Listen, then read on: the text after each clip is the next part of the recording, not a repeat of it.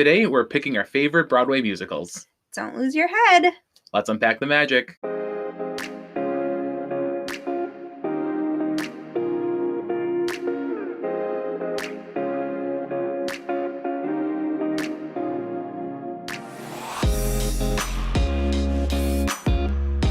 Hello, everyone. Hello, everybody. And welcome to a spectacular episode of the Team Unicorn podcast. I'm Tyler. And I'm Sammy. And we are so excited for this episode. I feel like this is something that we thought about last season, and we didn't really know how to incorporate it. But our love of Broadway and love of musicals. And I feel like after season 1, we figured out how things kind of went, and now we're in season 2, and a draft style episode seemed super appropriate for this, and we've been very nervous, very excited. I feel like there's so much pressure. I'm super excited for this episode. Too. I think this is gonna be super fun. I feel like we're gonna hurt each other's feelings a little bit. I mean, there might be some fighting on today's episode. There is. I feel like we agree so much on musicals. So it's going to be very competitive. a very competitive show today, I feel. But before we get into all that and what we all have planned for Broadway, let's start with how we always do in talking about our week. And we've got some also very exciting news to share. I was going to say, this is going to be such an exciting episode. I know. We are coming in with not one, but 2 ticket updates. Yep. Would you like to maybe share our first major tickets update or concert update? Are you ready for it? We are going to go see the queen herself, Taylor Swift. Yes. I cannot believe I'm saying that. We got tickets to the Eras Tour. We are going to go see Taylor Swift finally in Chicago. I don't remember what episode it was last season. Oh, it was our Taylor Swift and Disney Princess mashup episode. That we talked about our disdain for the whole ticket process. Yes. And our hatred for a Ticketmaster. They came in the clutch. I got that elusive email people have been talking about that said, here's your chance to buy Taylor Swift tickets. And I was like, it's not even a chance, the opportunity to buy. Yeah. So basically you have to put in a request. And you select your price range. And if there are tickets available in the price range that you select, then they will automatically charge your card for the tickets. Mm-hmm. So you can only buy 2 tickets. And you don't get to pick your seat or anything like that. It's just the price range. So that way they're not charging you $900 for tickets that you don't, if you don't want to spend that much. So yes, we selected first I sent you a message. Yeah, and I'm just I don't care how much they are, get them, do them. I'm freaking out. I'm at work, and she sends me this. Working. And she sends me this, and I'm just what? No, we're going. And she's and then I read it a little bit more after I calmed down. I'm oh, it's just the opportunity to buy tickets. Yeah. And she selected a range. So the most our tickets could have cost was $450, $460. Yeah, something like that. But again, we didn't know where they were going to be. We didn't even know if they were going to be together. I know, because he asked me that, I think after I had already said, yes, okay, charge my ticket or charge my card if there are tickets available. And then he's like, well, is there even a guarantee to sit together? And I'm like, I have no idea. I was looking, after he said that, I was looking all over and I couldn't find it. So I assumed that if that was, if there was a chance that, if you were getting 2 tickets and they were going to be separate, I would think that they would have told you that. Yeah, well, we know how shady Ticketmaster was to begin with, so. So luckily enough, we got 2 tickets right next to each other. Yes. And actually, I think whatever section we're sitting in, I think we're row 13. Yeah, I think so. I'm pretty sure we are. So they're high up in the bowl. They're kind of by the stage, so they're probably not going to be the greatest tickets, but they're still tickets to go see Taylor Swift. Yes. So I was super excited for that. And we didn't have to spend an arm and a leg on them. So yes. So we are going to be seeing her Saturday show in Chicago. So if anyone's going to be down there in June seeing Taylor, we will be there. We've been talking about our outfits that we're going to be wearing, or if we were going to try dressing up for it. I'm super excited for this. Yeah, me too. I still can't believe we got tickets and are going. So I was so whatever. I don't care who cares? I just won't watch the TikToks or, anything that comes in. And I'm just like, I got tickets now. I know. Like, after we didn't get tickets, and I was just like, it's okay, we're not going. But then I, like, during Christmas, when people were, like on TikTok and sharing that they got their tickets for Yeah, like, as Christmas gifts, and they're like, oh, here's my, like, 7-year-old daughter, we got her Taylor Swift tickets. And I'm like, no, She doesn't deserve I'm them. not watching that. Or, like, people, like, planning their outfits and stuff. I'm like, I don't care what you're wearing. I'm not watching it. But now that we have tickets, I'm like, oh, what are you wearing? Like, so... So, I mean, that was the big concert news. That was the big concert news. And then I guess another reason that kind of spurred this episode is that our local Performing Arts Center had announced their season lineup for next year. And part of that season lineup is a Spotlight series, which another concert is going to be coming around. And we got tickets to go see Jessica Vosk. And if you do not know who Jessica Vosk is, like... We got introduced to her because she played Elphaba in a touring cast. Yes. When we went to go see Wicked. And I found out I think it was the Munchkinland tour. I don't know what that means, but it was the Munchkinland tour. So I think that was back in like 2017, 2018-ish. Something like that, yeah. That we saw her, and we were just blown away. Like, because we've seen Wicked a couple times. And after that show... we were just very intrigued by who played Elphaba. She's by far the best Elfie that I've ever seen. Yeah. And I mean, I've seen the tours go through, like, down in Chicago. We've seen multiple tours come through here. And I think we went down to Madison one time. Like, I think I've probably seen Wicked close to, like, 8 or 9 times in total. Yeah. She is by far the best Elphaba I have ever seen. Yep. And because we've always joked about, like, if Jessica Vosk ever tours, like, we should go see her. Yeah, because so we started following her, like, on Instagram after we saw her. And, yeah, she put out an album. Yep. And it's amazing. And, yeah, she's out on tour right now. And so our local Performing Arts Center said that she was making a stop.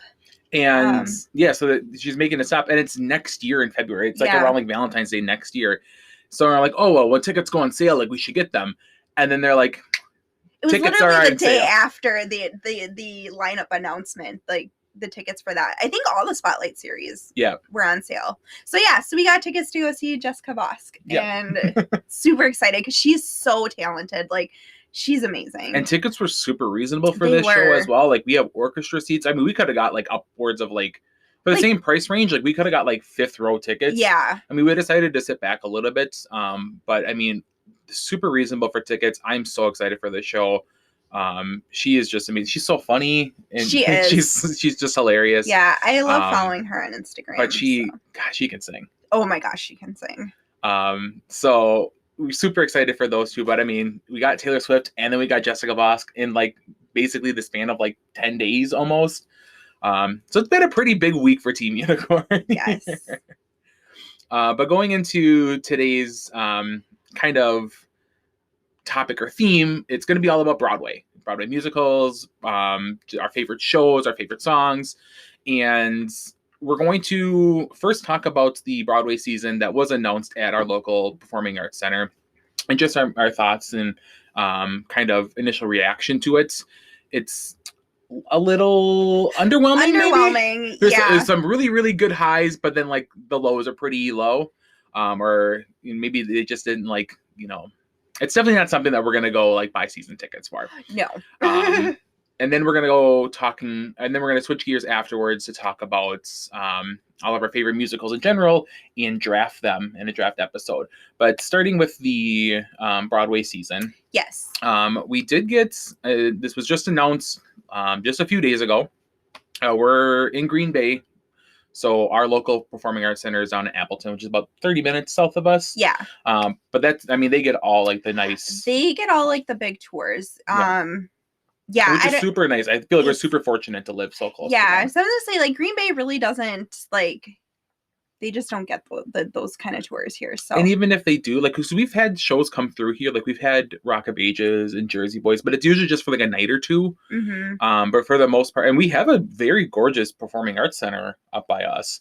But it's not a big enough, I guess, area, which feels weird because Appleton's smaller than Green Bay, I feel.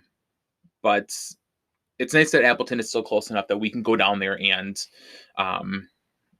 experience all of these shows. Yes, and it's not too far from home, so that's really that's really the nice thing. Yeah. So do you want to go through what they announced for this upcoming season? Yeah, so for this season, they're starting it off with Pretty Woman. I don't really have a desire to go see that. I don't know. It's obviously based off the movie. Yeah. But other than that, and I've never seen the movie. I've seen the movie once, and it was fine. So yeah, I don't know. It was a little underwhelming. Yeah. The next show that's coming is one that I'm very excited for, and you not so much. I mean, I'll go see it because you're excited to see it, and I've heard good things. So but it's Beetlejuice. Beetlejuice, yeah. And that's coming December of this year. Yeah. And I'm very excited for it. I feel the same on Broadway, the same actor who did who was the lead in Rock of Ages. Not Rock of Ages, School of Rock. The teacher in School of Rock is Alex. I forget his last name, but he also originated the role of Beetlejuice. So like, it's just, he's a very good singer. I love the music in it. I've never actually seen, I have seen the movie, just bits and pieces of it. But I know, I think that the Broadway version is going to be so much better. Yeah. Like the movie, I've seen like the first like 10-ish minutes, I think. I don't, it's been a long time since I've seen it, and it's not my vibe. It's kind of just reminds me of like Nightmare Before Christmas kind of vibes, and I don't really like that movie. And so, but I've heard good things about the Broadway production and the music. I haven't really listened to any of it, so I'll go see it. Like, I'll watch it. Yeah, I'm excited for it. So when tickets go on sale, I'll definitely want to get those. Yeah. And then this next one might be a little bit controversial. I guess our opinion on it. It is, yes. So Les Mis is coming. That's next February. We gonna skip it. Yeah, I am just not a fan of that musical. Like, some of the songs are okay. Mm-hmm. I do enjoy some of the music, but it's definitely not one of my favorites. Like, I just don't really care for it. No. I mean, I've seen it. I've seen the movie. I should say the most recent movie, the one with like Hugh Jackman and Anne Hathaway. Yeah. It's okay. It's long. To me, it's boring. Yeah, I was gonna say it's pretty boring. It's got really good music. I shouldn't say really good music. Some of the songs are really good. I was gonna say some songs in there are good, but overall, it's not for me. Yeah. I know a lot of people love this musical. I'm sure it'll sell out every single night when it comes next year. I'm sure. But yeah, we'll be bypassing on that one. If we had season tickets, that'd be definitely one that we would be selling, and we'd probably very easily be able to sell those tickets because just not for us. And then the next one is kind of interesting. It's so interesting on the timing. Yes, super interesting. So the next musical is Clue, which one, I didn't know that was even a musical. Nope. Had no idea. And it's funny because our friends over at the Fan Club podcast just reviewed this on their show. Yep, they reviewed the Tim Curry, I think it was like a 1985 movie, and that's what this musical is based off of. It is. And so because they were reviewing it and neither of us had seen the movie, we decided to watch it. Yeah, we're like, okay, well, we're going to watch it. And actually, I liked the movie. It was actually like very generally positive experience. Yeah, I was going to say, like, it was a good time. And I found that I really like mystery movies. Like, so that really fit. And then, so we watched that. And then not too long after this lineup came out, and that was on there. So I'm like, this is just really very coincidental. Yeah, very interesting timing on all of this. So I wouldn't mind going to go see that. I wouldn't either. I think it would be fun. And it would almost remind me of, we went and saw, we had season tickets for the Broadway season a few years ago, and there was a show that came through. It wasn't a musical, but it was called The Play That Goes Wrong. Yeah, The Play That Goes Wrong. And that was such a sleeper hit for us. That was really good. It was so good. I'm like, my cheeks hurt so much from laughing so much. And I feel like this probably could do the same thing. Yeah. I think so too. But then to add in the music to it. Yeah. So like, I wouldn't mind seeing that one, especially if we can get like lottery tickets, or like, if they have like pretty decent tickets up in like the family section. I would not mind going to see that one. I think that would be a fun one. I think so too. The next one on the list we have is the Tina Turner musical. I think it's just called Tina. I think it's called Tina. Yeah. I guess I don't really have an opinion on it. Yeah, I guess I wouldn't mind seeing it because I do like her music. Simply the Best. Yeah, I'm like, you like the song Simply the Best. Yeah, like I love that song. So shout out for Schitt's Creek for making that one of Sammy's cookie jams. Yeah. So I wouldn't mind seeing it, but I wouldn't go out of my way. Like, I think I would, if they have the lottery for it, I would probably sign up and maybe get lottery tickets because those are generally pretty cheap. And but again, it's not one that I'm just like, oh yes, we need to go see that, or like it's, Yeah, but I guess the main tickets, the big show that is coming, the ones that we will seek out tickets for, we will try to go multiple times if we can. Yeah. Is spectacular Moulin Rouge. I am so excited for this one. I really enjoyed the movie growing up, or when it came out. And we just watched the movie for the first time. I actually just saw it for the first time. So we listened to what's it called? Elephant Love Medley. Oh, we listened to that quite a bit. So good. And I love that song. And I really didn't have any premise other than like it was like a love song, obviously. But I love it. And we listened to it quite a bit. And I'm just like, I really like that. And yeah, so we finally watched the movie together. Yeah, because I'm like, oh, it's there's a movie based off of it, and it's Baz Luhrmann, and I'm like, well, you kind of have to like his stuff. It might be a little off-putting. Yeah. I mean, I was explaining, I'm like, because the Elephant Love Medley you think would just be part of the musical, but it's also in the movie too. And I'm like, Ewan McGregor sings that, and she's like, what? And I'm like, yeah, Obi-Wan Kenobi sings in this movie. So it was so good. It was just as good as I remembered it. I mean, it's obviously not like my most favorite movie of all time, but I really do enjoy that movie, and I think that when it does come, they're just going to do a really good job incorporating it. So I've been listening to the soundtrack, the Broadway soundtrack, because I like the music better in the Broadway version than the movie version.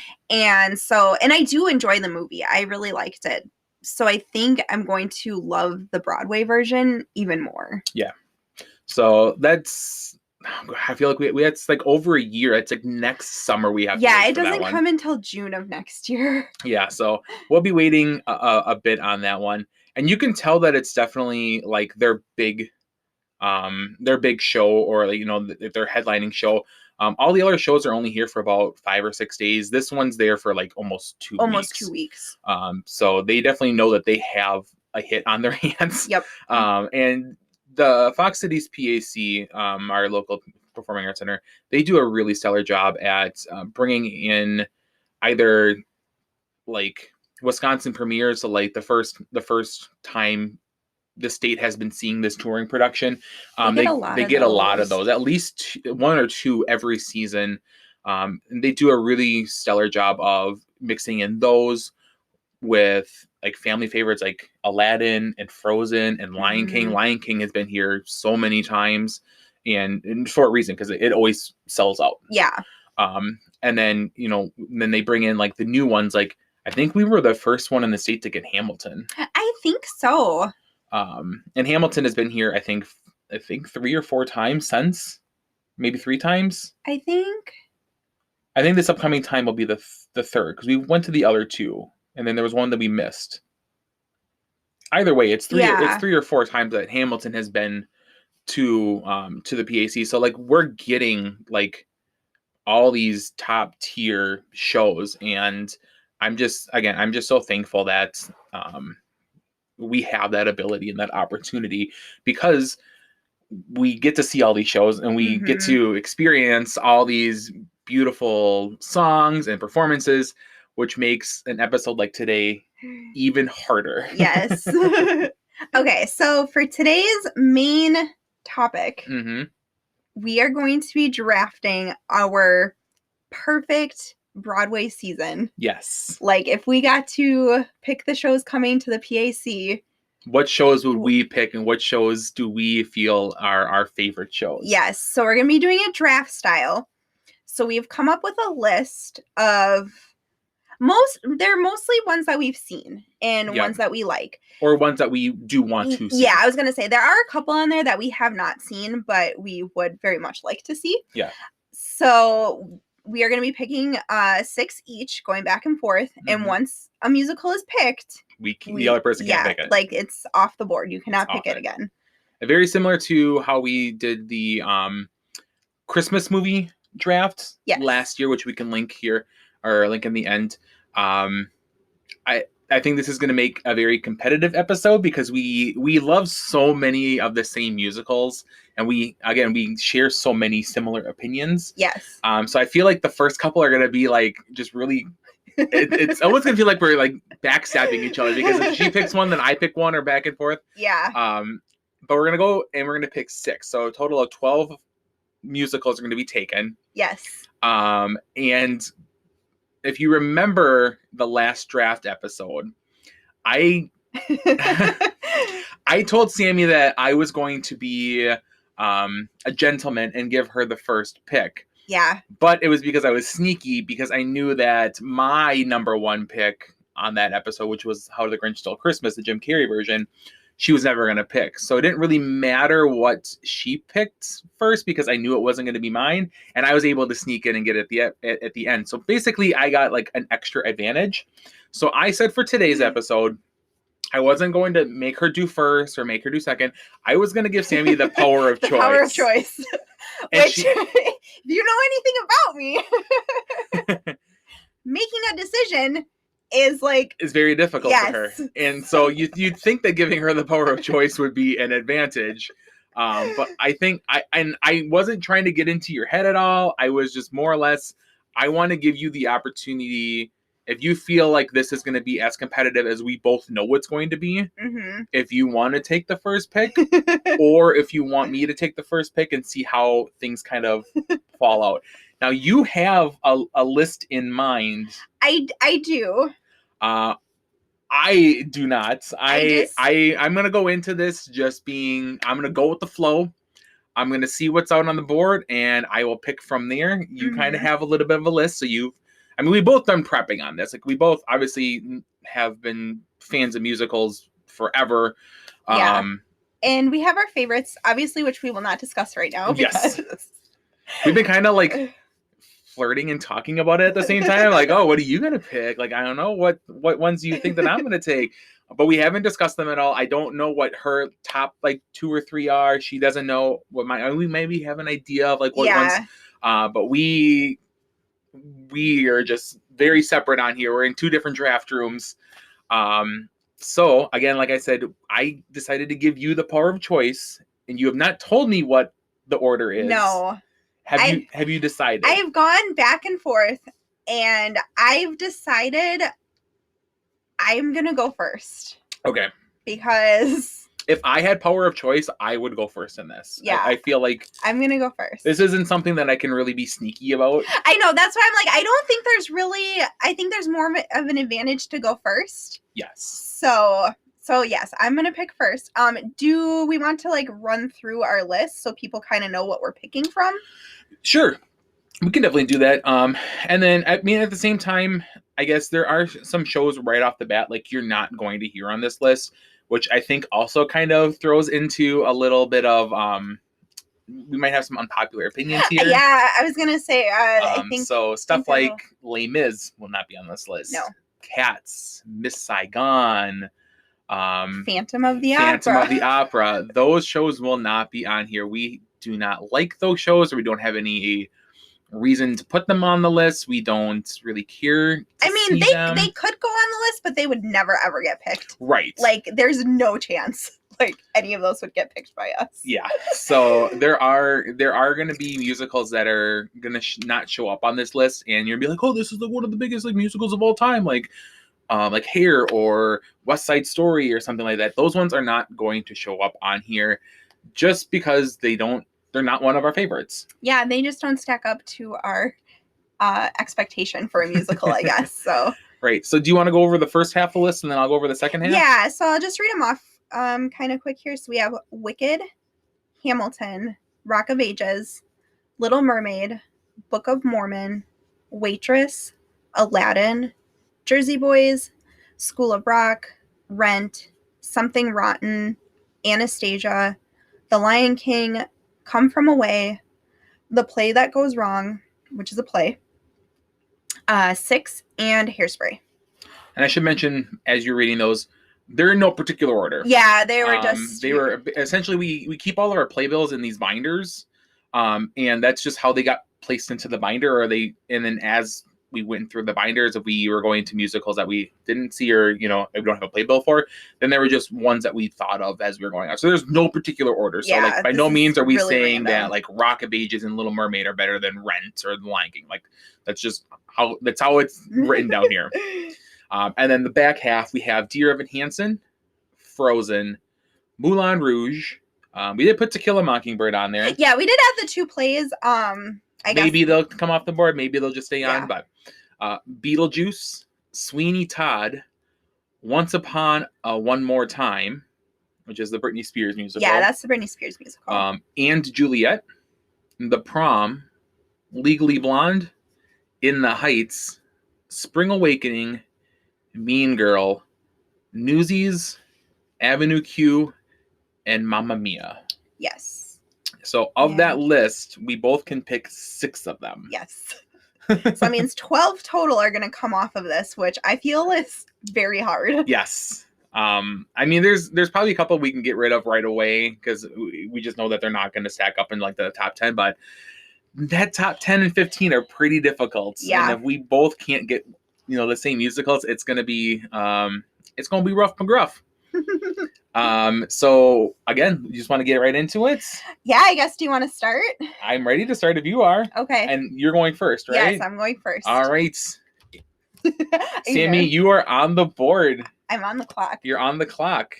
Okay, so with my first pick, I'm going to pick Hamilton. Hamilton.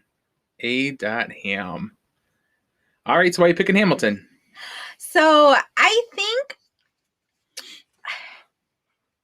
it's just if I had to pick, you had to choose, like my most favorite musical, I think it would be Hamilton. Like I just think, obviously, like Lin-Manuel Miranda, like his writing style. We're on first name basis with him. I know, we just like around here we just call him Lin, and we're just like but.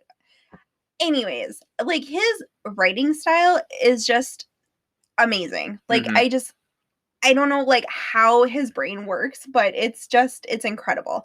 And he does this thing, like his layering with his music. Yes. He does this a lot. And I feel like it's like his signature thing where he just layers so many characters like and voices like together in one song. And it blows me away every time. Like, and it's so weird how like every layer is so like unique and completely different from everything else. We see it in The Heights and during 96,000, where you get like Benny and like and all the other people kind of singing over and over one another. You get it again in Hamilton, and you get it in Encanto too. And in Encanto too, like, yeah. He does it. We don't talk about Bruno, and it's just like I remember when we watched Encanto for the first time and we heard that, we're like, dude, that's Lin. Yeah, that's totally Lin. That's his calling card right there. Yeah. And it just works so well. Like, and you can, I don't know, like it's just amazing, like to hear. And I don't know, like I love history. So you take, I don't know, somebody like Alexander Hamilton, who you don't really like, I don't remember really learning much about him growing up, like in school and stuff, but you take something like that and you turn it into this Broadway hit. Mm-hmm. And I'm just like, yeah, like that's just, I love it. So you get like the brilliance of Lin along with history just I don't know, it's just amazing. Plus, like, I don't really like musicals where it's like sung throughout the whole show. And this does that. Right. And I still love it. And it's with his writing style, and it's not so much just like very like theatric singing too. Like there definitely are songs that are like that, which do really shine. Like something like Burn is like one I feel is one of the best songs in the entire soundtrack. But like he incorporates like rap and like hip hop into his writing styles. Yep. So like just getting to see like Hercules Mulligan like just rap and come like those like that's what keeps me so entertained in this type of show, is because there's so many different types of genres of music. Yeah, that's influenced, and it's influenced, but like it's all still the same type of writing style. So you have something like, you know, My Shot, where it's like kind of like really distinct, persuasive type of, you know, beats and raps, and then you go to something like The Room Where It Happens, where it's really jazzy, and then you get Burn, where it's very it's definitely like that, you know, that the classical theatrical type of lamenting type of song, and you have all those different styles that all come together. Like Hamilton is just so good. Yeah, plus I like all like the puns and like the play on words, like, you know, enter me, he says in parentheses, like, you know, like that kind of stuff. Like it's just I love it because it just makes you like think a little bit more, and, you know, stuff that is like foreshadowed like in the beginning, you know, and it, you know, you get to see that, like, you know, come to fruition at the end, like just stuff like that, just listening to it over and over again, you know, just finding like those bits and pieces, like and that's how we really became big fans of Hamilton, is because we would listen to the soundtrack. And I remember like, because when it first came out, like we really didn't know anything about it. Yeah, like I remember seeing Lynn on an interview with Jimmy Fallon, and he was talking about Hamilton, and I'm like, what is this? This sounds weird. Like there's no way this is that good.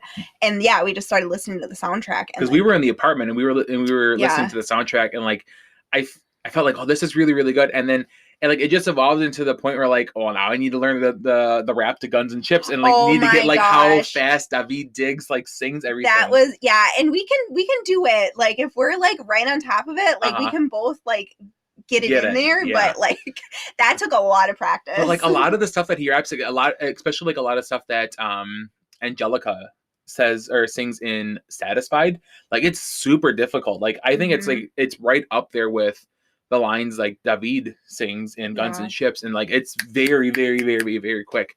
But it's just Lynn, and it's just this writing style, and I love it, and I just it definitely deserves a number one.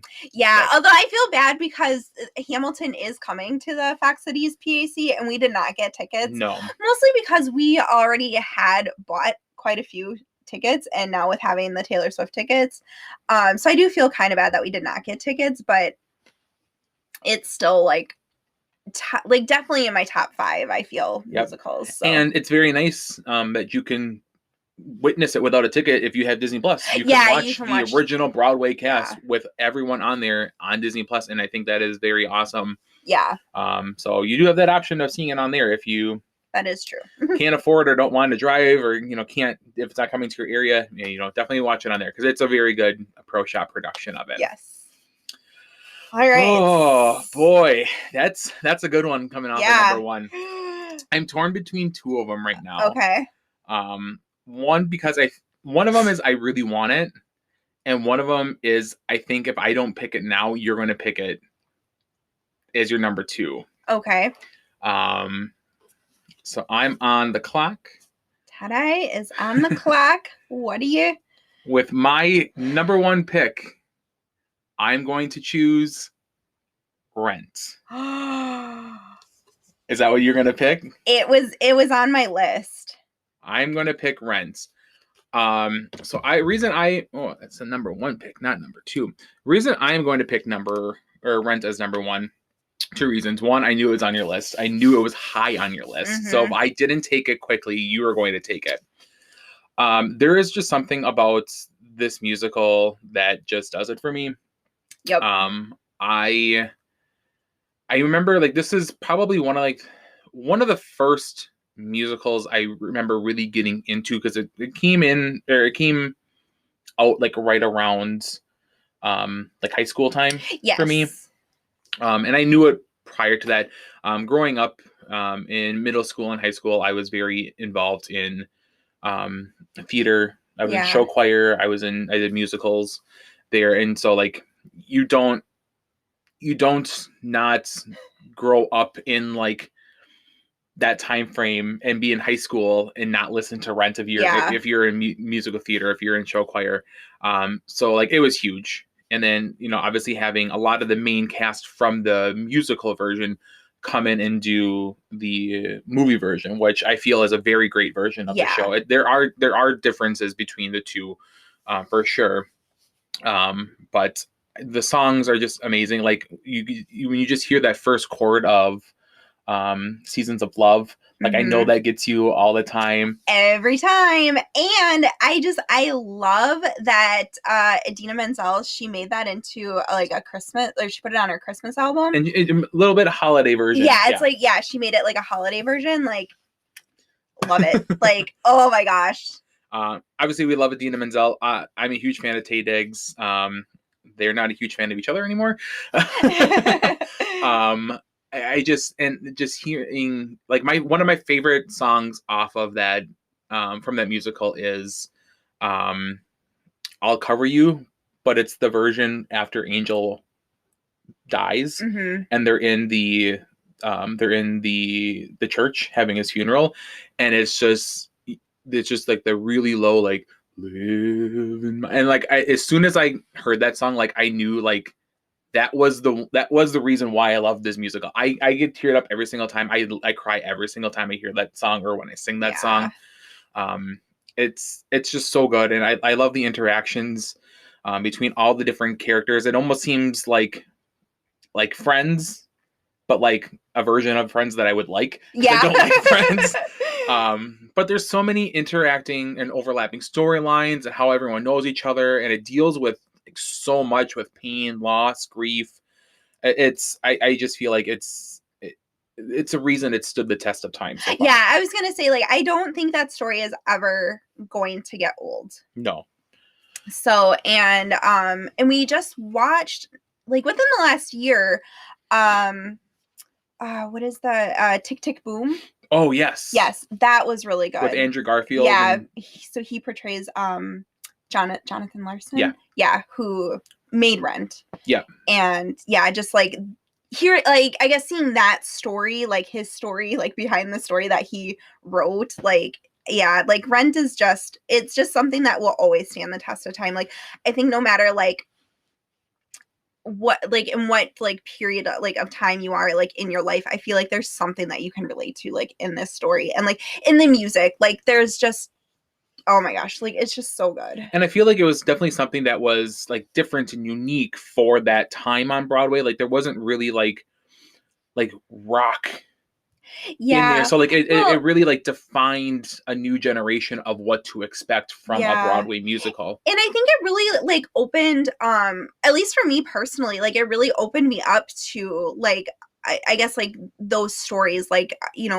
obviously being poor, trying to afford like your rent and like this, in the city, and in like the friendships, and being introduced to a gay couple. Like I feel like in our lifetime, like we've seen so much more like love and acceptance with that. And like, and this is like one thing that I can point to, be like, yes, like this was like probably one of my first introductions to like such a positive like portrayal of it. And I had a friend in high school who found this musical, and she would skip over that song with and so I didn't see it for like the longest time, but that was just like what she did. And I'm just like, okay, so like seeing it like fully like played out, I'm just like, but I love it, like it's so sweet, like why would you want to skip over that? Like, so I just like I love the characters and the storyline and the music. Like, and you bring up a really good point there with Rent, and then especially now like with going back with Hamilton, like those are two musicals that really opened up the Broadway experience for people who may not have known that this kind of stuff happens on Broadway.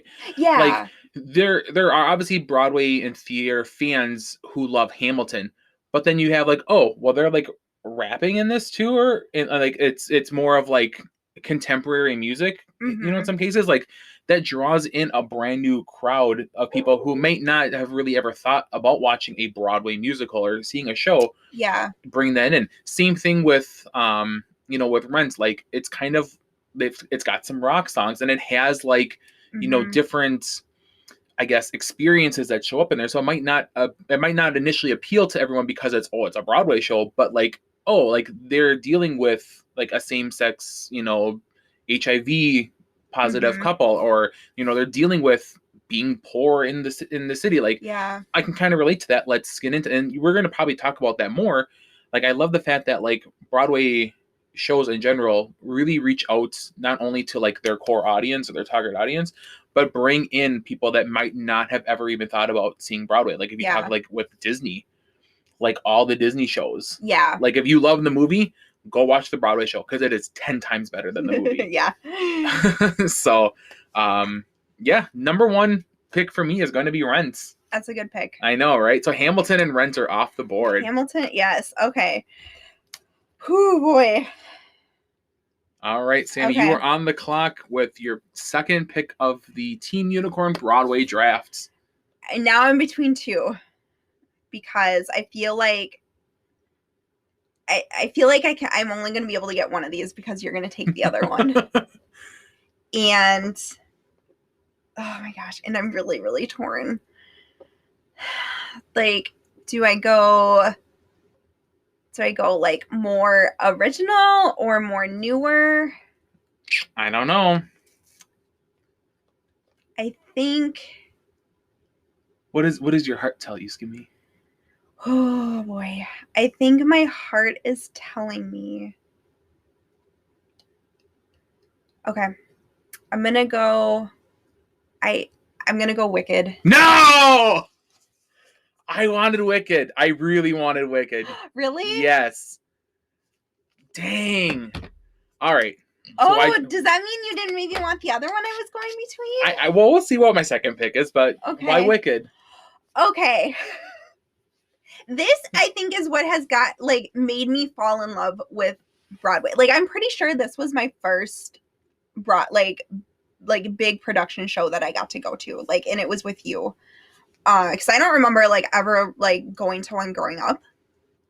And I know we saw Wicked. I think you got me Wicked tickets for I don't know if it was birthday or Christmas or something, pretty early on, when we started dating. Yes, I think it was a Christmas present or maybe Valentine's Day. Yeah. But I think we went down to Madison for it, or Milwaukee. So, so this was my first introduction. And I think it's just one of those musicals, being in choir, you just kind of hear about it. I feel like For Good and, Defying Gravity are kind of yeah.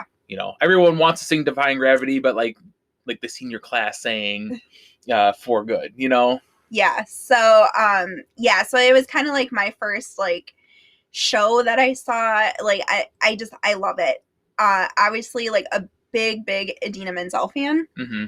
Just hearing her sing Defying Gravity, I get chills almost every time I hear that song. And I always like to mention, you got to see her sing it live in person. Yes, we got, she was doing a tour quite a few years ago. 2018, I think it was. Yeah, and she was down in Milwaukee, and we went to go see her, and she did do that. And, just to see her do that live, speechless. I just, I don't, it's just so iconic. Just her singing that, I love it. So yeah, I love it. I don't know what else to say. I really enjoy the idea of taking some sort of property that that you're aware of or familiar with, with the Wizard of Oz. Essentially, this whole musical is what happened before Dorothy landed in Oz. That is their tagline. Yeah, that's what they sell. How did she become evil? Or the Wicked Witch. The Wicked Witch. Yeah. And I really like that idea of playing with, well, here's an established story that everyone knows, but here's what actually happened. Yeah. Here's what really happened in it. And I love seeing how that plays out. Because, you do get to, it's not even just how did the Wicked Witch Elphaba become the Wicked Witch? Mm-hmm. But it's where did the Tin Man originate from? Where did the Cowardly Lion originate from? That's all in here too. Or in the Scarecrow. Those are all characters that you meet but not in the way that you think that you're going to meet them first. Or even like just like the little thing, like Linda, and then she's just Glinda. Like, I don't know. And the songs are just incredible. Like they're just some of the most iconic like Broadway songs, I think. And I mean, it's obviously an iconic or musical enough to make a movie version of it. They are currently filming it right now. Yeah. I'm skeptical, but nervous. I do think that they've got like the right pieces in place. I just don't know. Like, I don't want them to ruin it for me. Yeah. You know what I mean? Yeah. But like they have Ariana Grande and Cynthia Erivo as the two, and John Chu is directing it. So I think just those three pieces, like, perfect. How everything else plays out, that's what I'm nervous about. But I think Ariana Grande is the perfect fit for it. So yeah. Dang, man, I wanted that. I didn't think that you were gonna pick that. So now, do I pick with my number 2 pick? Do I pick what I think that you were gonna, what your other pick was, or do I pick what I want to pick? Because I mean, if you were like, I don't think I'm gonna get both of them, like, should I steal one from you? I don't know. Okay. This is what happens when you don't prep going into these things. Because I don't know. It's okay. I've got 2 of them. Yeah, I know. 2 of them. I'm gonna do it because it deserves this. My number 2 pick is gonna be Hairspray. Okay. You're probably really happy that I didn't pick what you're gonna be picking next. Oh gosh, I not to like stir any feathers or anything, or yes. That was not in my. I know it wasn't. Okay. So Hairspray, but it means a lot to you. It means a lot to me. It holds a special place. One of the first musicals I have ever seen was Hairspray, and it was out on Broadway. And I got to see Harvey Fierstein, who plays Edna Turnblad. He just iconic role for him, and I just love everything about the musical. I love the setting and what it all represents, especially like kind of going through a segregated Baltimore. The 60s music through it all, just the acceptance of Tracy and her family. The music is so much fun. It's so upbeat and entertaining. Like, I always feel like I just want to start dancing when I hear the music. In high school, I mentioned that I did show choir and, was in musicals and everything. And we would do cabaret, which was just kind of like a variety act with our, rehearsed show choir numbers. And in that, I did play Edna during Mama, I'm a Big Girl Now. And I love it. I love everything about it. I even like the movie version of it, which I think is it's very spot on representation of it. I don't think a lot of people give it enough credit. I think a lot of people are kind of turned off by John Travolta being Edna, which I'm not the biggest fan of either, but everything about it is just so good, and I just feel so like upbeat and happy when I listen to the music. I knew this was going to be one that you probably weren't going to put on your list, but I didn't want to wait till number 6 to choose it, just because like it definitely deserves more than a number 6 pick for me.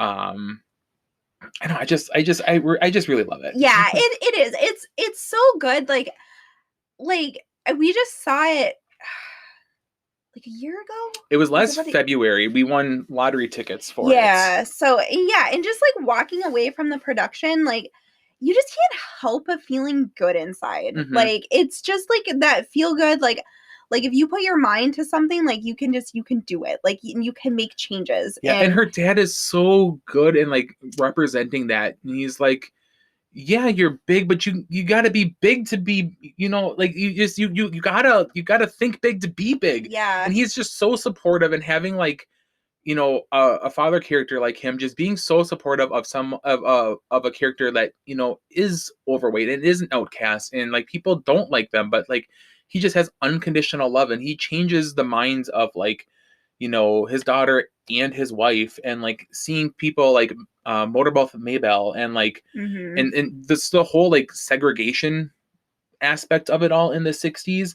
Like, I don't know, it's just it's again it's just about acceptance and overcoming like any problems or any obstacles, and it's just a feel good musical. Yeah, it really is. All right, Skimmy, you are now on the clock with pick number 3. Ooh, pick number 3. Okay, as I consult my list. Okay, so this is competitive, and I to be honest, like I knew if you were gonna pick Hamilton, like the way that these lists are turning out so far, it's very much indicative of like Rent and Hairspray are definitely like high up on my list, and I know Hamilton and Wicked are definitely up on your list. Yeah. So like these lists definitely seem appropriate for both of us. Yeah. Okay, I got my number 3 pick. Okay. I am going to pick 6. I knew it. I cannot believe I got Wicked and 6. That's what I was going back and forth between for my second pick. And I wanted to pick. I thought about picking 6 as my number 2 pick, but I'm just like, I know that I know that you want it, and B, like I don't know if it is. It's definitely in the top 6. I just don't know if it's number 2 for me to pick. I would have picked like Hamilton or Wicked before that. So, you did get 6. I did get 6. So why 6? Oh my gosh. Okay, so 6 I kind of found like kind of an accident. I don't know. Like, so I don't know if it's a group anymore, but there was a Facebook group that I was a part of, and they discussed like a lot of like Broadway musicals and like what they were listening to and like newer stuff that was coming out. And 6 kind of kept getting brought up, and I'm like, I have no idea what this is. Like, so I'm kind of looking into it, and then they're like, it's like the story of King Henry VIII's wives or whatever. And you're like, oh yeah, that makes a perfect musical. Yeah, I'm like, that sounds super fun. So I'm like, okay, well, maybe I'll just play like the first song and see what it's kind of about. So I play it, and I'm like, oh, this is not what I was expecting.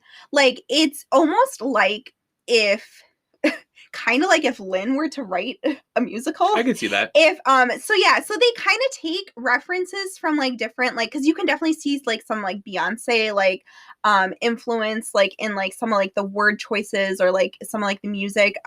So it's definitely like a pop kind of like feeling. Yeah, so each of the 6 queens has their own like unique special like type of like vibe to them. So like there's a Beyonce, there's one that's kind of like Alicia Keys, Adele, Britney Spears, and they kind of, that's how they kind of base off their personalities, is how they are represented in it. And as soon as you told me about this, I'm just like, dude, let's go see it. Yeah, so we started playing the soundtrack, and like it's not very long, and like the musical itself is not like, I think it's like 90 minutes with no intermission. It goes pretty quickly, but oh my gosh, is it so good. And like, and it's like, so obviously, and it's a small cast, like you have like the 6 queens, and then you have like their band in like the background, and then that's it. I think the band's only made up of like 3 or 4 other people. So, but it is such a good time, and it's such a like a unique twist, especially at the end when they're just like, no, we're gonna rewrite our own story, and like this is what like we would have done or could have done and stuff like that. So I think it's just like such a like a powerful way to like give the voice back to like the women of that time when they really didn't have one, and to just make them like the power queens that they are. So it's so good. Like I like the writing style of like the songs, and it's just so good. And there's like definitely like some funny moments and like some serious moments with Heart of Stone. Like that song like just, oh my gosh, like blows me away every time. So yeah, I love it. Like I can literally sing it beginning to end. Like fun fact, we can do that with Hamilton too. Yeah. There have been a couple nights where we were like we're just like restless in bed, and we're just kind of like we'll start singing it, and then like we'll sing it word for word, and we'll probably get to like the 4th or 5th song where we're just like, we need to shut up and go to bed. Yeah. So yeah, this is like another one where it's just like beginning to end, like I can just like sing it all, and it's so good. And it's one of like the few casts like we've actually got to like meet. Yeah, I like to brag about that a lot. I know I've bragged about that quite a bit on here too. Because we did get to meet the original Chicago cast of Hamilton, and then when Six was down at the Shakespeare that's theater. where it opened first. Yeah, that's where it opened first before they went to Broadway, and we got to see and meet 5 of the queens that. I think it was only 5 that went to Broadway. We saw the original American cast of it, and then of that, 5 of the 6 queens went to Broadway. Yeah. So we got to meet them. We have pictures with I think almost all the cast. I think just Abby Mueller. I was gonna say I think it was a picture with her. And then we got the signatures from all of them as well. Mm-hmm. And that was such an awesome experience because we, it's just a little. I mean, I shouldn't say it's a super tiny theater, but it's a smaller theater. It is gorgeous, though. It is really nice. So pretty in there. Like I would hands down like see a. I'd go again. Like yeah. It's so so we got tickets. It was from one weekend. We went down. I think we saw that, and then we did the Hamilton experience. Because the Hamilton experience was down there too. And we were like 4th row from the stage. We were really close, yeah. And it was such a good experience. And then kind of they were like, oh, if you stay here, in the lobby, afterwards, they'll all come out and say hi to you. So we stayed it was probably like closer to like 30, 40 minutes after the show, and they were all come out. They were super, super nice. Oh yeah. And it was such a fun experience. That entire weekend was just it was very much like Broadway themed weekend down in Chicago. Which we used to, not so much quite anymore, but we've gone down to Chicago quite a bit to see shows down there. Mm-hmm. Which is another good experience, just to kind of switch it up from just going out to Appleton. But Six is phenomenal. Love it. We still follow like Andrea and Sam, and a lot of the cast, we follow them on Instagram. Like I felt so bad because they so they got the okay to go to Broadway. They were going to open on Broadway. And then COVID hit. And you they kind of shared like their journey on Instagram. Like I know Sam Polly was doing like a song a day, and she did it for like 100 days or something. So like the original cast, like they're just so talented, and I know we did get to see the touring cast recently, and they were good too. But just being able to see that original like Broadway cast before they went to Broadway, and just knowing how special that was to all of them, like. That holds a special place in my heart too. Mm-hmm. So yeah, so 6 is. So 6 is off the board. So 6 is number 3 for Sammy. Mm-hmm. Oh boy. So now this is where it kind of gets a little tough for me, because I'm just like, do I want to start going with maybe some sleeper hits, or do I kind of? Like after this, like I don't know, like because obviously like these are probably like the ones that we really wanted, we were fighting over.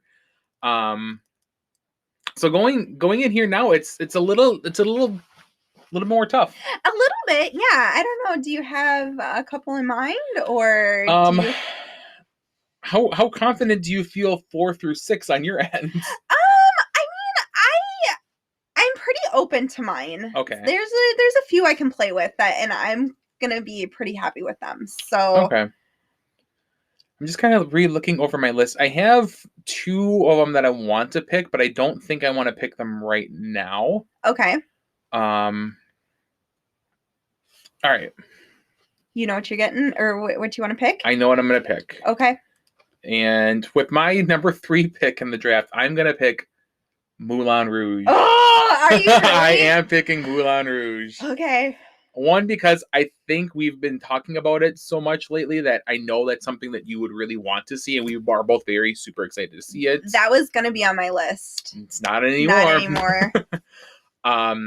We talked about it earlier, but it's just the music is so good, and even the music like in the movie, like we both enjoyed it, but then they just plussed it up for the Broadway version, like, and it's basically a jukebox musical, which it's just you take random songs and just kind of work it into your musical. Yeah, like your storyline. So it's like it's music that you already know. Yeah, so there's popular music in it, and like especially like if you listen to like Elephant Love Song Medley, like you'll understand kind of where it's coming from, because like the main song in there revolves around Elton John's Your Song, but then like there's different snippets of all these different love songs that get put together into this one big medley.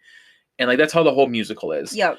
So like you have songs like, you know, from like Katy Perry and Elton John and the Beatles. It's just all these different types of love songs that when you put them all together really make a cohesive story in what they're playing out. I think that they're just like almost every single version. Like if you like the movie version of any movie that's gone to Broadway, you're going to like the Broadway version better.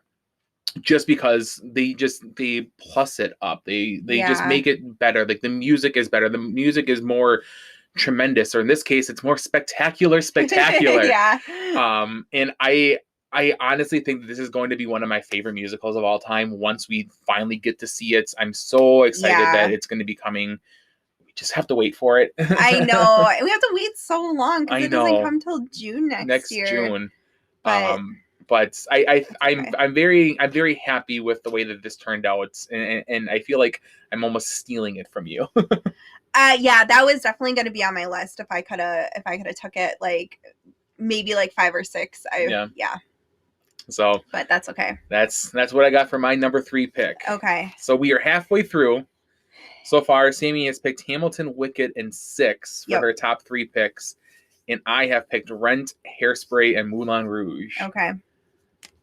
So, going into the bottom half of our draft, you are now on pick number 4. Okay. I swear to God, if you say what I think you're going to say, I'm going to be super mad. You think you know? I don't know, but there's one that I really, really want, and I think it might be this high up on your list to pick. Oh, I'm intrigued. Okay, so there's a couple that I definitely want. Okay. And it's hard because I don't know what you're really thinking for like your last 3. And like I said, I came into this with nothing mapped out, nothing really planned out. I'm just looking at what's available and picking what I think is going to be a good season. Now, so far, both of our seasons are so good. Hamilton, Wicked, and 6 all in one. Yeah. Like you could put Miss Saigon and Fiddler on the Roof in there, and it wouldn't matter. We would still buy the tickets. So okay, I don't know what your bottom 3 are gonna be. So I mean, like, I don't want to like purposely steal from you. No, it's fine. Okay. Can you scroll down the list just a minute? Yeah, I'd love to. I just want to make sure I'm not like forgetting something.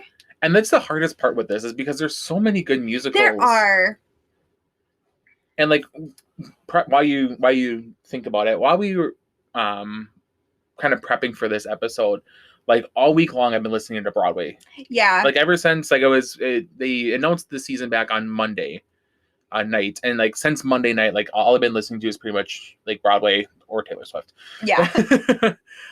So like, and I know I've kind of teased it with you throughout the week, like, oh, like there's that song that like I remember now, like maybe I should be picking this musical, and I don't think it's one that's maybe on your radar, but I'm like, if you think about it, like it's a really, really good musical. So there might be a sleeper hit here in my 5 or 6 spot, but I still gotta pick another musical or two to get there.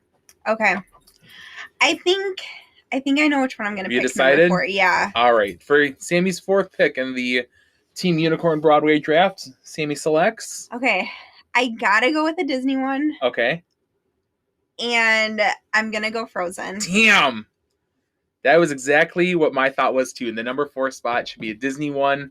I was hoping to get Frozen. I'm not gonna lie. I'm sorry. It's okay. Why Frozen? Frozen. Okay. I love what do you know about love? Mm-hmm. Amazing song. Like, and an awesome original song. Yeah, like it's obviously not one that's in the movie. I love it. Also that dress change, like perfect. Stunning. Yeah. So I think wig snatch is the phrase that we should be using here in this one. Yeah, I think it's a unique situation where I feel okay.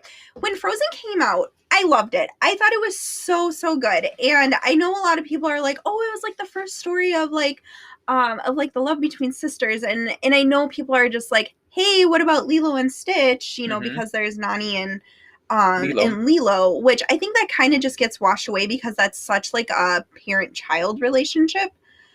Uh, I think it's viewed as a parent-child relationship, but it's yeah. definitely it's sister Yeah. relationship. So, I mean, I was definitely in that category where I totally forgot Lilo and Stitch because, like, honestly, I'm not, like, the biggest fan of Lilo and Stitch. So yeah, so I was like, oh, yes, like, a really nice, like, story between, like, sisters and, like, their love and all of that. Like, so I thought it was amazing. And then Frozen 2 came out. Loved that one, like, way more than Frozen. And then you get, like, the Frozen musical, which I would argue is better than the Frozen movie. I was just saying it, like, if you like Yeah. the movie version of whatever show it is, go see the Broadway version or, you know, listen to it. Like, you're gonna love it even more. Yeah. We just talked about it with Moulin Rouge. Hairspray, I love the movie version. Broadway version is so much better. And I think because it's on a stage, like, you just have to get so creative with how you, like, portray things. So, like, portraying, like, the magic and stuff, like, throughout the show. Like, when they do, like the ice that's coming up at the end, like, and that's, like, the people, like, you know, like, covered in, like, their yeah. When they're on the frozen lake in the fjords, yeah. and everyone's kind of dressed up in, like, this, like, white with spots of, like khaki or brown, like, fur coats and parkas and everything, and just the way that everyone kind of assimilates together to make it when Anna, you know, is frozen. They all kind of form behind her to form this almost like ice mountain behind her. Yeah. And then the stage turns blue, so it looks like she has turned frozen. And it's because of all these coats and characters that are shaping this huge, like, icicle behind her. Right. Yeah. So I was really blown away when I saw that. And, like, and obviously, like, we know the Frozen story, we know, like, the music and all of that. And I was not expecting to get so emotional and, like, to cry, like, during that one. And I did. And I think it's just it just goes to show, like, how amazing, like, these productions are, like, on stage, and how it just brings out, like, just different emotions, like, in you when you're watching it. And that's definitely one that, like, I was not expecting, but it did happen. So yeah, plus it's Disney, like, I gotta add a Disney one. And I think of the Disney ones that I've seen, that one is my favorite. Yeah, I agree with that. So, well, not an act like The Lion King, because they do an amazing job with that, but yes. So then that brings me to my number 4 spot, where I'm like, number 4 spot is where I thought, well, I'm gonna get where I want to put a Disney musical in there. But if it's not Frozen, do I want to still? Do I still give it a Disney song or a Disney musical, or do I? Because I honestly, I don't think that you're going to pick 2 Disney musicals on here, especially since Frozen is, like, your number 1. I don't foresee you picking Aladdin or The Lion King. So I could either hold off on those, and if I have room for it, I could put them in there, or I take it right now. But then that could give you an upper advantage, another advantage. So this is tough. This is tough. Yeah, and like I said, like, there's just so many good ones. Like, I feel like right now, like, there's so many that are, like, on, like, the same, like, playing field, like, that you can pick from. Oh boy. Yeah, I don't know. If you had to choose, I have 2 of them that I'm debating on, and I think I know what I'm going to pick as my number 4. Okay, you got your number 4. No pressure. Do you need another minute? No. Okay. For my number 4 pick, I am going to pick Waitress. Are you? I'm going to pick Waitress. Reason I picked that one is because it was so unexpectedly good, and the music really took over for me, that I don't think that I cannot exclude it from my favorite musicals. Yeah. I just, the storyline, it's a movie that's kind of an older movie. Yeah. I don't know. I mean, I think it's like in the 2000s, sometime in there. Adapted to the stage, but, like, I don't know anything. I didn't know anything about the movie going into it. Just the way that the music is so beautifully written. There are times where I'm laughing so hard, and then the next scene I'm bawling. Yeah. And it's just a really good emotional story. It is. And there's so many different layers to it, but it's still a self-contained little story. It's not trying to be this big, huge Broadway, theatrical show. It's a very small, contained story, but it does it so well. So well. Like, because you have the music from Sarah Bareilles, and she's just an amazing songwriter. Like, she just knocks it out of the park. Plus, we learned Kiala Settle was in the Broadway version, which we had no idea, like, because we're big fans of her from The Greatest Showman. And I don't know how long it took us, but we pieced it together where we're just like, oh, that's her. That's her, like, singing in Waitress. And I'm just like mind blown. So I don't know, like, I forget which one came out first, or like which one we saw first. I think we saw Greatest Showman first. Okay. And then we would have saw Greatest Showman first because we didn't realize the connection between the two. Yeah, she was in Waitress. So, but it's like, so funny, and like just her friends, they just add like this humor throughout it. I love is it Ogie? Is his name? Yeah. It's like, I'm never ever you're never ever getting rid of me.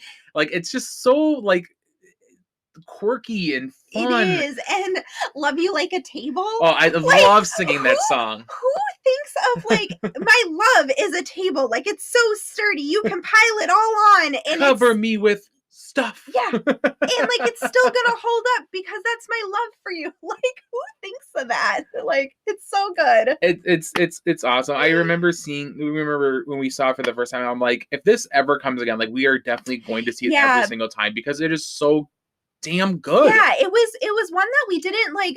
It was wrapped up in our season package. Thankfully that one of the years it was just in our season tickets. So we're like, okay, yeah, we'll go check it out. Like, it was so good. Like, I was really blown away with how good that is. Yep. So. And like, You Matter to Me, I think is one of the best. Yeah. Or She Used to Be Mine. Mm-hmm. Yeah, like, it's so good. The music is what really stands out in this one. So I'm very content with taking Waitress as number 4 because I do feel it deserves a spot on here, and I like it with the rest of my other musicals. Like, it's so interesting. Like, when we do these lists, like, I mean, and obviously, like, we're the ones picking them, but like, you look at them and you can definitely tell, like, I think which one is your list and which one is my list. Yes, if we put these out and you said, like, here's list number 1 so far, here's list number 2, like, which of us did this list, you could definitely tell whose list would be whose. So, Waitress is my number 4 pick. I like it. All right, final two. Now, with your number 5 pick, what are you thinking? Okay. There is one that I have in mind. Okay.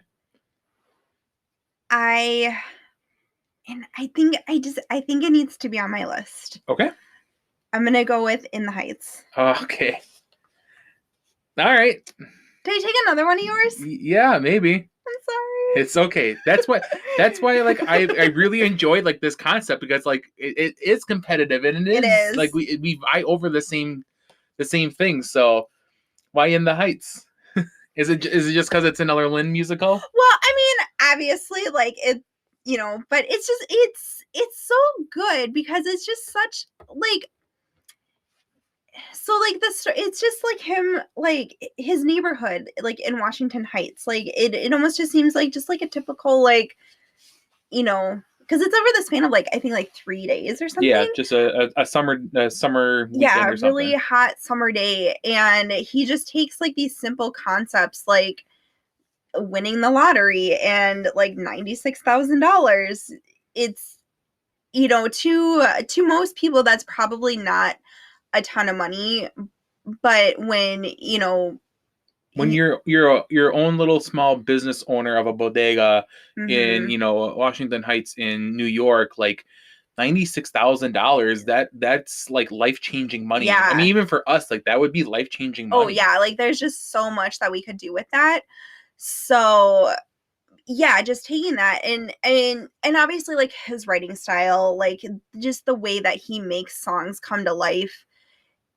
It's just I don't know, you just don't really get that in other musicals, and you can definitely tell, like, because like In the Heights was made well before Hamilton, but you can definitely tell like some of the influences that In the Heights had when he made Hamilton. So I think like it's just only right that you pick In the Heights, like, you know, if you're like a Lynn fan at all, like you pick it. And yeah, and it's just this full cast of like just like these colorful like different characters. They all have like their own like dreams that they want to pursue, and some of them like they bring up like hard conversations to have like with your parents, you know, like dropping out of college and you know, figuring out like what you really want to do in life or what's really important to you. And, you know, that's just all just kind of wrapped up in this musical. And I would be so happy if I could see a stage version of this. Like, it's obviously not on Broadway. It's not touring or anything like that. They just came out with a movie of it, which is good. But like we've said before, like I think just nothing really compares to seeing it on stage. Yeah. So, and it just celebrated its 15th anniversary. It did, yeah. So it's, yeah, I would just die if I could just see this. Like it would just, and like some of like the original like cast like from In the Heights, like they went over to like Hamilton and like did Hamilton with Lynn, and so yeah, I would very much like to see this like in my lineup. Yeah. Yeah. That's a good one. That's a real good one. We're getting down to some nitty gritty stuff here, and there's two of them. I've got two picks left. There's one pick I want to take, but I don't think that you're going to take it, so I think I might wait till 6 to take it. Okay. I'm still contemplating whether or not I want to take a Disney musical or not. That would leave Aladdin, and The Lion King, and technically Little Mermaid, but I don't think The Little Mermaid is kind of grouped in with like the Disney Broadway ones. Like it is Disney, but like it's not one that's like continuously out there. Yeah. God, I mean, like that magic carpet scene in Aladdin, and even like The Friend Like Me, like it's a showstopper. Yeah. But The Lion King, like, I mean, it's iconic.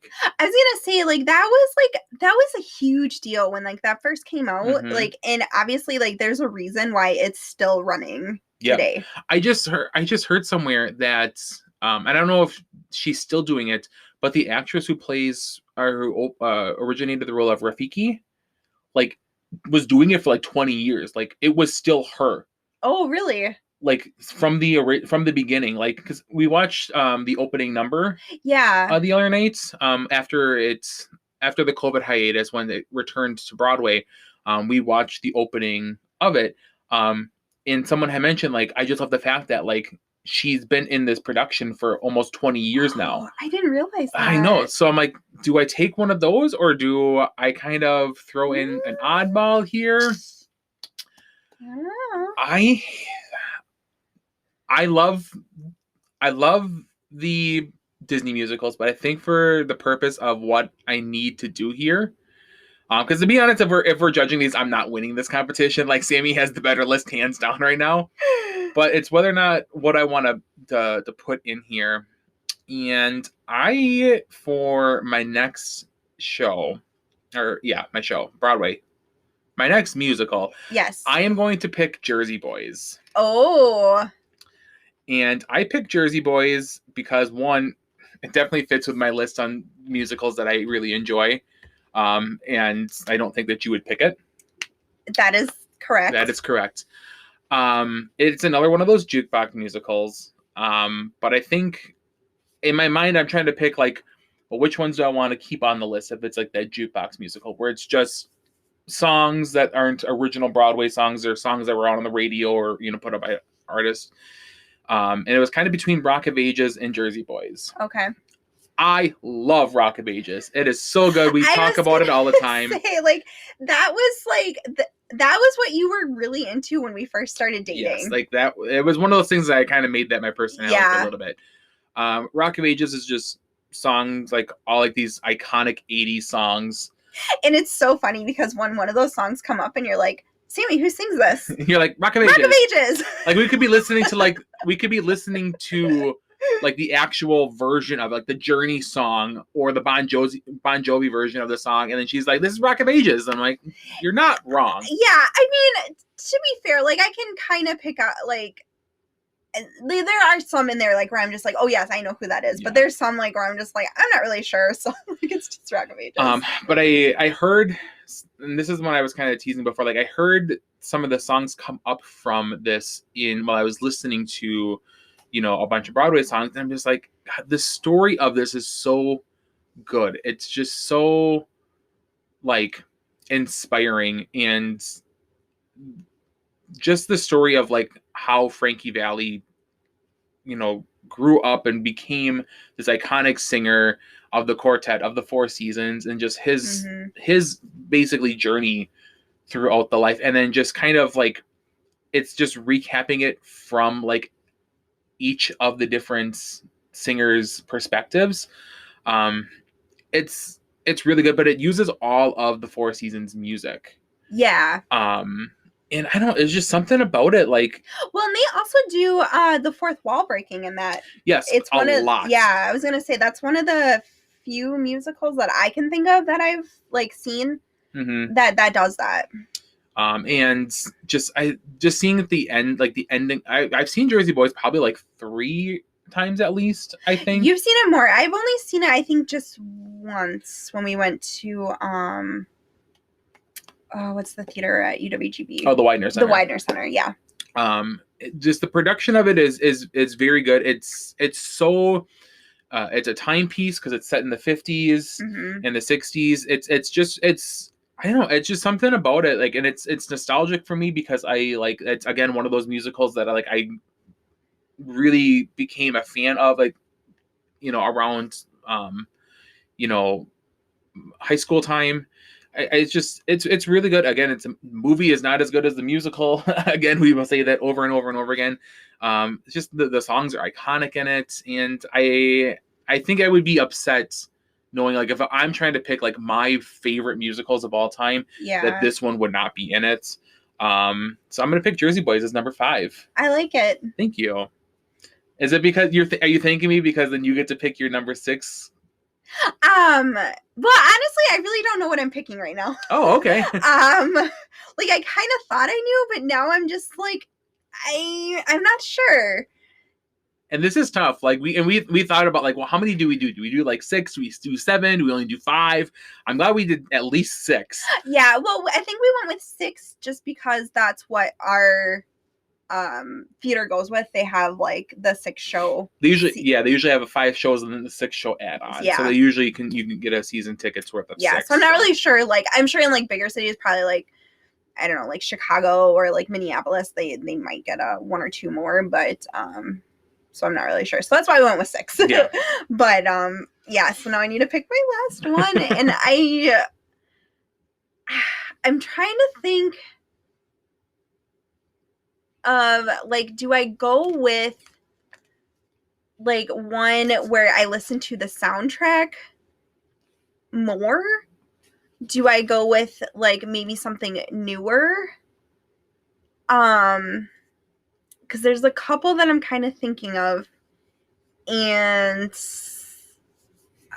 it's tough. It is tough. Can you scroll down? Yeah, I'd love to. Okay. And we knew that this was going to be tough getting into these last couple ones, just because there's so many that obviously they're not like our top tier ones, like Hamilton through 6. You know, those ones were like our top 5. Hamilton, Rent, Wicked, 6. Like those ones were the ones that were really like, you know, those are coming off the board right away. I was gonna say everything else was kind of like they were up there, but everything could get kind of worked around a little bit. Yeah, because I'm like, if I could have just added Rent to my list, like, done. that would be it. So I'm going between a few different ones. Okay.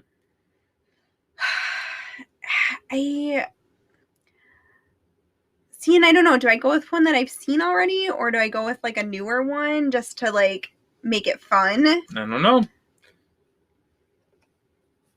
I think. I mean, I did pick Moulin Rouge, and we haven't seen that one yet. And Yeah, I picked I at number know. 3, so. But that one's gonna be so good. It is. I think I am going to pick. If Sammy had to pick. If you had to choose. I think I'm gonna go out on a limb. I'm gonna go with something new. Okay. I'm gonna pick Anne Juliet. Okay. And why are we picking Anne Juliet? Okay, so it's another one of those musicals, like, because I've been listening to it. Mm-hmm. And it takes a bunch of like, so like from what I can tell, like it's a lot of like the songs that we grew up with. Like there's a lot of like Backstreet Boys, NSYNC, Britney Spears on there. And but even like stuff like The Weeknd and Ariana Grande. Yeah, yep. So like it definitely spans a good 20 plus years of music, but it's all the music that we grew up with, the stuff that we like. Because I'm listening to the soundtrack and I'm like, this is like really good music. But I really like the concept of the storyline. Like obviously we have not seen it, but I think I would really, really enjoy it. So it's the story of Romeo and Juliet, but if Juliet did not die, like, right. And her story kind of continues on, like, what does that look like? And that's what this musical is about. And I am so intrigued by that. Like, and it seems like it's a pretty, like, diverse cast. I know that I think there's like I don't know if it's like a transgender character or if there's like multiple like transgender or like bisexual characters in this storyline, which I really, really love. Like I'm here for that inclusivity, and just the Broadway cast just seems like really diverse in that aspect. So I do like that. But yeah, so I'm really intrigued by the storyline. So far I love the soundtrack. I've been listening to it quite a bit while I'm at work, and I think I'm really going to like it. And so that's why I'm going to put it on my spot, right? I'm going to let it take my last spot on my list. So I think I'm really going to enjoy it. And I think it works well with my lineup. So yeah, that's a good one. That is a good one. I didn't expect that one to come off the list because it is something newer that we just kind of were introduced to. Yeah. Oh boy. Well, so you picked a musical that we haven't seen. Do you want to know the other one? Yes, I would. Okay. So my other like 2 to 3, I was like kind of in that pool. Book of Mormon, Dear Evan Hansen, and Newsies.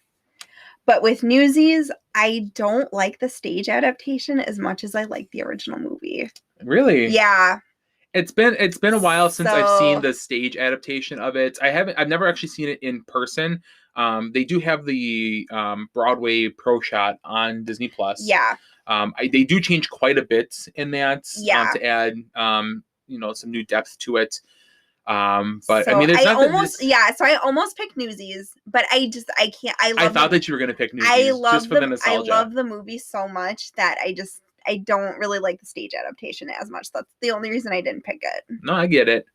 And so going into my number 6 pick, you did say Dear Evan Hansen, you did say Book of Mormon. Those are shows that are, are contenders here. I'm just kind of going through the list one more time. Since it doesn't matter, since there's no other pick for you, Come From Away is one that's also on in that contention too. And that's another one that was just wrapped up with our season that we went and saw, and that was really good. Really emotional. Very emotional. And that's why with my number 6 pick, I'm gonna take Dear Evan Hansen. Okay. And I remember, obviously, like we knew about the show for a while. This was a show that was prolonged for us to see due to COVID. Yep. We had our season tickets, and we had gotten these season tickets because we knew if we got these season tickets, then the next season was going to be Hamilton, or vice versa. I think we got the Hamilton season tickets, but then the next season we renewed because it was Dear Evan Hansen. And I think it was in the same season, wasn't it? So I think Hamilton was... Maybe that's what it was. I think Hamilton was in the fall you were of guaranteed 2019. Hamilton tickets if you got the season, which had... Yeah, because, I think Hamilton was the fall of 2019, and then Dear Evan Hansen was like June of 2020. Right. And then COVID obviously hit in March of 2020. So that show got pushed back, I think, to like in November or something. Yeah, they pushed it back to the fall, kind of hoping like things were going to be better by then. LOL. Obviously, they weren't. And then they pushed it back again, I think, to July of 21. And at that point, we're like, it's too far out. Let's just get our money back from it. Yeah. Well, they were very accommodating at the PAC, and we sold our tickets back to the PAC due to COVID. Then we were very, very fortunate enough, which we have been in the past several times, to win lottery tickets. Same kind of system that works out on Broadway, but they do it for most of the shows that come through to the PAC. Especially most of the bigger shows. Most of the bigger shows. You sign up, you could pick how many ever you can pick the days that you want to go. So if you only want to try to win one day, or you want to try winning all 7 days, you're not, forced to buy the tickets, but you have to buy the tickets pretty quickly after you win, or once you announce that you get them or not. But we were very fortunate enough to win the lottery for Dear Evan Hansen. I think they were like $50 for floor tickets. I was gonna say, like, I don't think we've paid over like $50 per ticket. Yeah. So we were in the very back row of the orchestra, but we had our own little, like, I think it was like a disability seating where they didn't have anybody who needed them available. Mm-hmm. Yeah, because they were like actual chairs. Yeah, I think they were ADA area, because you could put a wheelchair there and take the chairs out. But we were in the back row, and I'm very glad that we were in the back row, because I bawled my eyes out that entire show. And I think that is why I needed to include it on this, because a lot of the shows I have on here, like Hairspray, like, it's just so much fun and upbeat. Waitress, there are some emotional parts, but it's just a really good show. Jersey Boys, like, really makes me, like, it feels upbeat, but like capping out at Rent and the Dear Evan Hansen, just two very emotional shows that get you to cry every single time. I'm just, again, it was such a good show. It was such an emotional show. It really makes you think about your actions and how you treat people and the way you want people to treat you, and how you deal with, there's a lot of grief and death in this. Yep. And it just really opened up, I feel like, my eyes to like a lot of the stuff that I was dealing with that, maybe just you don't really talk about too much. But Dear Evan Hansen, it's a very emotional roller coaster. It is, but it's done so well. And it's done super well. Yeah, like, obviously, like, there's some sensitive topics in there, but yeah, they do it really well to the point where, like, you don't feel, I don't know, like, you're not like offended watching it. You don't feel, and it doesn't make you feel uncomfortable. Yeah, but it really makes you think about everything that you do, and just how your words affect other people, and how the way that you interact or you lie, kind of affects the world around you.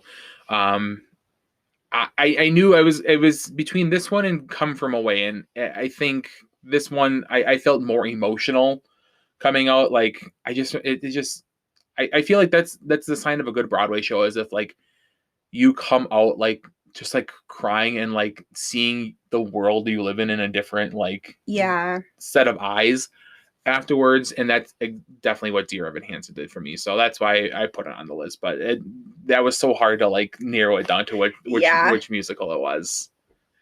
So that is my last pick of the draft. So how are you feeling about your list? It's very much a me list. And your list is very much a you list. I'll go over them one last time here. So Sammy's all 6 of her draft picks were Hamilton, Wicked, 6, Frozen, In the Heights, and finally And Juliet.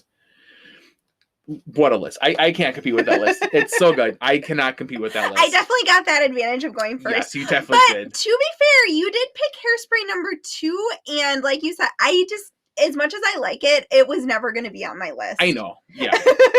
I know. And I again, it's one of those things that because it was so sentimental to me and I have so much nostalgia for it, like I felt bad not picking it higher. Yeah. But you still have a really, really good list. I got a pretty decent list. I would be like, if this came through to the PAC. Oh yeah, we'd be getting tickets. We'd be getting tickets for both of these. Yeah. But my listing is Rent, Hairspray, Moulin Rouge, Waitress, Jersey Boys, and Dear Evan Hansen. Yep. Those are awesome. Both of these have heavy hitters in them for sure. All these I feel like need to be at least 2 weeks at the PAC. Yeah, for sure. I don't want to pose it as like who had the better list because we both have really good lists. I mean I will concede I feel like you've got the better list because you had that advantage of going first. But man, this was super fun. Yeah. I do have to ask, if you did have the advantage of going first, would you have picked Hamilton first? It was either going to be Hamilton or Wicked. Okay. It was going to be one of those two, and I feel like if I hadn't picked Rent as my number one, I would have picked Wicked. But I knew that you would have gotten Rent then. Mm-hmm. And I didn't want to let you have Hamilton and Rent because I feel like those are like the two biggest shows of all time. But this was so much fun just sitting down. I'm really happy the way that this is super competitive. I feel like there was a little bit of like feistiness going on, stealing picks. I feel like I stole a lot of yours. And again, it was because you had that advantage, which I willingly I accept it. You had it, rightfully so. I do feel as if we do this again, though, I think I should get the number one pick. Yes, I think the next time we do this, you should go first. But I am surprised you did not add Rock of Ages to your list. I thought for sure that was going to land on your list. I honestly thought a Disney musical was going to land on my list, but I really wanted it to be Frozen. And if it wasn't Frozen. Yeah. When I was making my initial list, I was like, oh, I don't really have like many Disney or like any Disney ones. And I was almost okay like not having a Disney one in there just because I feel like for me, like they just didn't stack up as well. Like,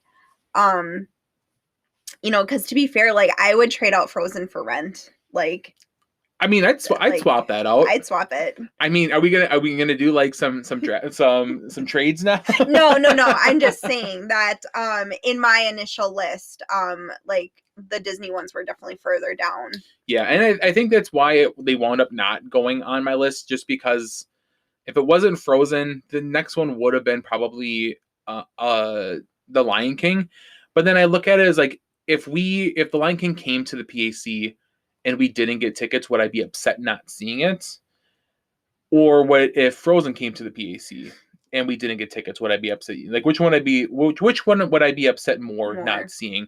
And I think Frozen would be, just because I've seen The Lion King so many times. Not saying that it's not a good musical. It is. It's phenomenal. You do need to see it. But right now, with just my current thoughts on the Broadway situation and everything that's going on, like I would be more upset if I didn't get to see Frozen, if I did The Lion King. The same thing with Aladdin. So you just grabbed Frozen out from underneath me, and that's fine. And that was the point of this, to make it very competitive. Yes. But yeah, there's so many good ones on here. Like there's a couple of ones we didn't pick. We mentioned Come From Away, which is phenomenal. The Prom, which you've only seen the Netflix version of it, but I really enjoy the music off of that one. Listening to the Broadway music this past week, like Spring Awakening has been coming up, and like just listening to like pre-Glee Leah Michelle and Jonathan Groff. Yeah, and like I think that would be phenomenal to return. But like you mentioned Newsies, School of Rock. That was another one that we scored amazing tickets for in the lottery. Yep. But yeah, there are so many on here, and we've seen the ones that we've seen like are awesome. Obviously, we didn't. I should mention of all the ones we've seen or we've had tickets to, I don't think that there's been a bad one except for American in Paris. Yeah, that was one where I'm just like, I'm not really digging this at all. No. Like that was not for me. So that was probably the only one I was like upset that I paid money to go see. We almost thought about leaving halfway through it because it was not for us at all. But everything else, it was so close. Like it was going to be hard regardless to make this list. Yeah, but I think we had a lot of fun, and I'm really glad that we did this. And yeah, like there's just something about seeing a production on stage. Like there's just nothing, like I just don't know what else compares to it. Like the creativity, like how much time and effort like the actors and like people behind the scenes like work to like make this happen. And no matter what show you see, for the most part, like you just come away just feeling like just so good. And like there's just so much emotion, and I love going to see like musicals and plays, like just anything in like a theater style like that. Like I love it. Me too. But we hope you really enjoyed today's episode of the Team Unicorn podcast. Like this, I feel like we need to do more of these type of episodes. Yeah. We've thought about it with Marvel movies, which I think we're going to be, we're kind of been toying around with that. As difficult as this was for Broadway musicals, it's going to be even more difficult for Disney movies. Yep. But it needs to be done. It needs to be done. But we also like to know what your favorite Broadway musicals are. Yeah, like it's so interesting because like there's just obviously like such a variety, and there's a lot that we don't really care for that some people are just like, yes, this is Broadway musicals to us. So I'm curious, is like Phantom of the Opera like your like go-to kind of show? Yeah, so drop them in the comments, or I'm sure we'll be discussing this all on Instagram as well. We really like to know what you guys thought of today's episode. If you want to try deciding who you think won, by all means, you can let Sammy know that she won. But again, thank you so much for listening to today's episode. You can follow us on Instagram for all the updates. We're on pretty much anywhere you can listen to the podcast on audio. Check us out on YouTube as well. We try to make it nice and fun and exciting over there on YouTube. Yes, Tyler does a good job with his editing, so definitely go check it out. Thank you. But for our Broadway spectacular episode of the Team Unicorn podcast, I'm Tyler. I'm Sammy. And it's been magical. Thank you for listening to this week's episode of the Team Unicorn podcast. You can find us on all major podcast platforms as well as YouTube. Make sure to subscribe, like, and review wherever you are listening, and follow us on Instagram to keep up with all things Team Unicorn. And remember, stay magical.